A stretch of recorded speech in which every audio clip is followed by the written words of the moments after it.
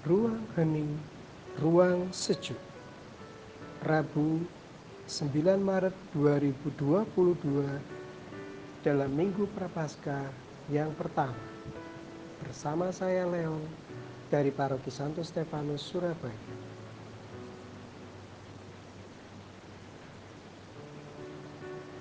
Marilah berdoa. Dalam nama Bapa dan Putra dan Roh Kudus. Amin. Allah Bapa yang baik, kami bersyukur dan berterima kasih atas segala berkat dan anugerah yang boleh kami terima dan rasakan sampai pada hari ini. Pada pagi hari ini kami mohon berkat-Mu supaya kami boleh memahami sabda-Mu dan melakukannya dalam kehidupan kami. Ini semua kami mohon demi Kristus Tuhan dan pengantara kami. Amin. Semoga Tuhan bersamamu dan bersamamu juga.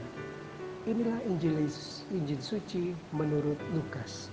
Dimuliakanlah Tuhan. Lukas bab 11 ayat 29 sampai dengan 32. Sekali peristiwa Yesus berbicara kepada orang banyak yang mengerumuni Dia. Angkatan ini adalah angkatan yang jahat. Mereka menuntut suatu tanda, tetapi mereka tidak akan diberikan tanda selain tanda Nabi Yunus. Sebab sebagaimana Yunus menjadi tanda untuk orang-orang Niniwe, demikian pula lah Anak Manusia akan menjadi tanda bagi angkatan ini. Pada waktu penghakiman, ratu dari selatan itu akan bangkit bersama orang dari angkatan ini dan akan menghukum mereka. Sebab ratu ini datang dari ujung bumi untuk mendengarkan hikmat Salomo, dan sungguh yang ada di sini lebih daripada Salomo. Pada waktu penghakiman, orang-orang Niniwe akan bangkit bersama angkatan ini dan mereka akan menghukumnya. Sebab orang-orang Niniwe itu bertobat waktu mereka mendengarkan pemberitaan Yunus, dan sungguh yang ada di sini lebih daripada Yunus. Demikianlah Injil Tuhan. Terpujilah Kristus. Ibu bapak, saudari-saudara yang terkasih, bagaimana kabar Anda hari ini? Semoga Anda bisa menemukan kebahagiaan hari ini. Apakah bahagia itu? Kondisi bahagia bagi sebagian orang adalah memiliki keturunan, memiliki harta yang banyak, terkenal, menguasai banyak hal, dan macam-macam hal yang mempesona lainnya. Loh, apa salahnya? Tidak ada yang salah.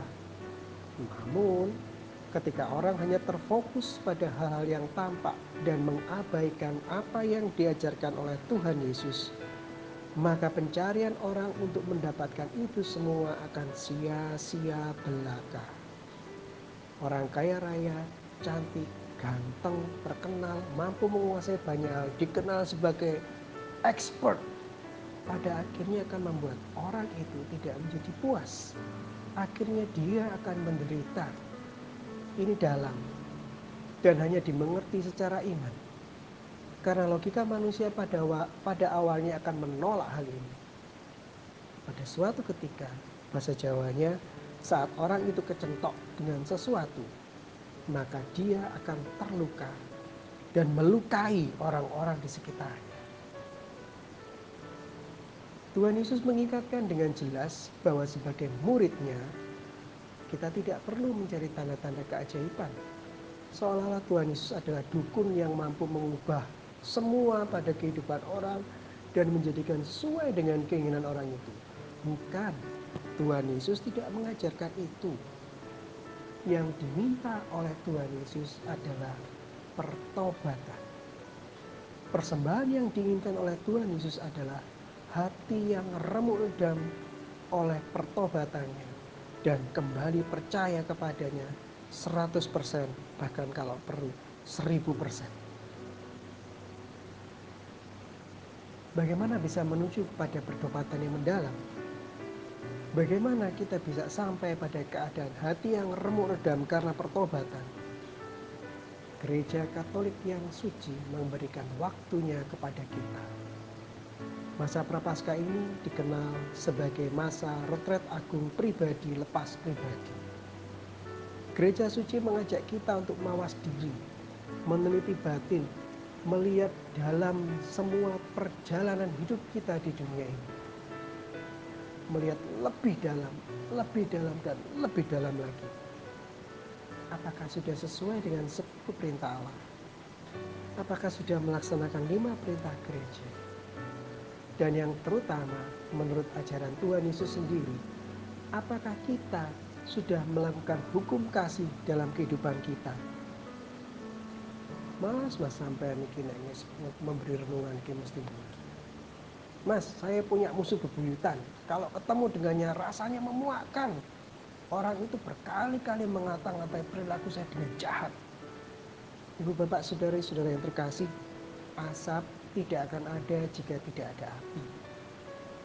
Lihatlah lebih dalam, lebih dalam, lebih dalam, lebih dalam lagi. Musuh sesungguhnya mungkin adalah diri kita sendiri yang kurang mampu menerima kekurangan diri kita. Dan mungkin saat ini kita mulai menyakiti orang-orang terkasih di sekitar kita. Mari bertobat. Mari bertobat. Mari kita bertobat. Selagi masih ada kesempatan dan selagi kita berada dalam masa retret agung ini, mohonlah bimbingan Roh Kudus agar kita pada akhirnya mampu mempersembahkan hati yang remuk redam kepada Tuhan karena pertobatan kita. Marilah berdoa untuk kesehatan orang-orang yang pada hari-hari ini sedang menderita berbagai macam penyakit. Marilah berdoa pula bagi beberapa orang yang saat ini merasa dirinya terhimpit, tidak punya teman, sendirian. Ibu bapak yang terkasih, kita persembahkan semuanya itu kepada Tuhan. Allah Bapa yang bertakhta dalam kerajaan surga, puji syukur kami aturkan kehadirat-Mu atas semua berkat dan sabda-Mu hari ini. Semoga semua orang yang sakit boleh sembuh pada waktunya. Orang-orang yang terhimpit bisa segera mendapat kelegaan. Dan semoga kami selalu berdoa dan mengucap syukur, karena kami tahu bahwa Bapa akan memberikan hanya yang terbaik bagi kami masing-masing. Demi Kristus, Tuhan dan pengantara kami. Amin.